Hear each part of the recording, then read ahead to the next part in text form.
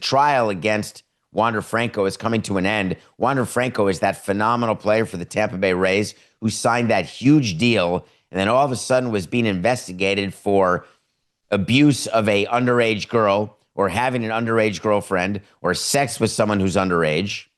And it became this whole thing where the mother was making money because Franco was paying the mother, and the mother was sort of trafficking her daughter to Wander Franco and others. That whole case, it's coming to an end. And a ruling is going to be made this week on whether Wander Franco goes to jail in the Dominican. The prosecution asked for 5 years for what he did. Remember, it was sexual abuse. She was 14 at the time.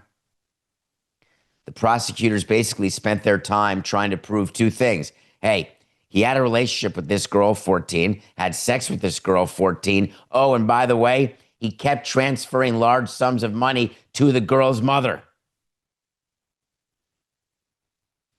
Now, just because you pay someone's mother doesn't mean that you're taking advantage of the daughter. It doesn't mean that he was aware or should have been aware that she was 14. It doesn't mean that she was trafficked. Doesn't mean he did anything wrong or physically or mentally abused her. But it doesn't not mean it. The thing about the Dominican Republic is that when they're asking for Wander Franco to get 5 years, it's the Tampa Bay Rays who are far more interested in the result of this case than even the girl's mother, who is now trying to step back. Oh, I got no money. I did nothing wrong. He did nothing wrong. It's all good in the hood. Wander Franco was a great catch once upon a time as a young man. Not such a great catch anymore. Wander Franco has little chance of playing in the big leagues again. Wander Franco has an even smaller chance of being able to enforce the contract that he signed with Tampa. That contract is going to get terminated the minute he's convicted of a felony, the minute he serves time after conviction. That'll be the end of it. The Rays have simply been waiting for the right time to terminate the contract. As you recall, he's been on administrative leave. Remember, administrative leave in MLB is you still get paid. But Wander Franco's contract is just beginning to get good. It was that long-term huge contract that builds up because he was so young when he signed it. The process here will be that he will get sentenced on Thursday. Then the league will file an application with the union after Tampa moves to terminate his contract under provisions of the guarantee clause, which mentions in general, whatever you're going to do, try not to get convicted of a felony if you can. And it would be super amazing if you didn't go to prison. We'd like you not to skydive. We'd like you not to play racquetball. We'd like you not to play pickup basketball. But really what we'd like is try to stay out of the clink. And so when you moved him after the beginning from administrative leave to the restricted list, it stopped any flow of payments. On the administrative leave where you start is when you get paid. Remember that whole thing with Bauer? And then when you move him to restricted with an agreement by baseball, all flow of funds stop, but the contract itself has not been terminated. That changes this week. Wait to see is when we tell you something's going to happen. If it does, great. If not, fine. Wander Franco's contract is going to get terminated.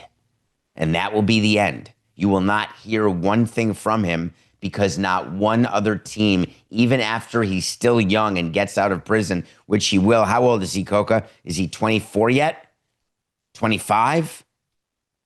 He will not be past the end of his career when he gets out, if he gets the full 5 years, but done. Nobody will pay.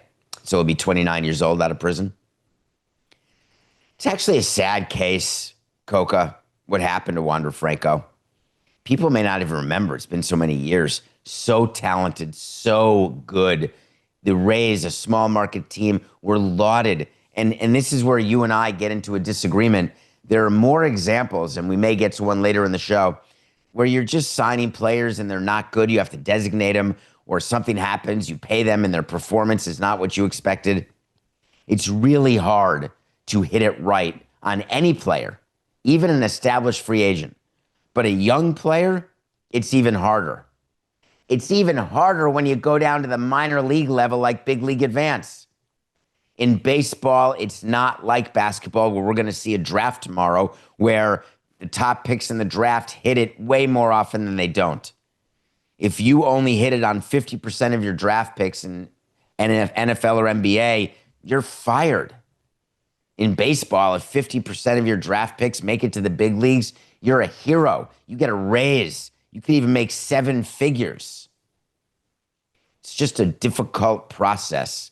And it's why when you are allocating your resources and thinking about the best way to search for a market inefficiency, you may be willing to sign a bunch of the young guys because when you hit it right. That's only when you were getting a discount.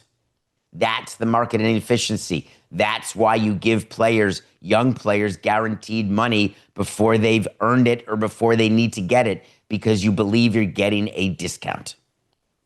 In this day and age, without a discount, teams are just getting burned left, right, and center.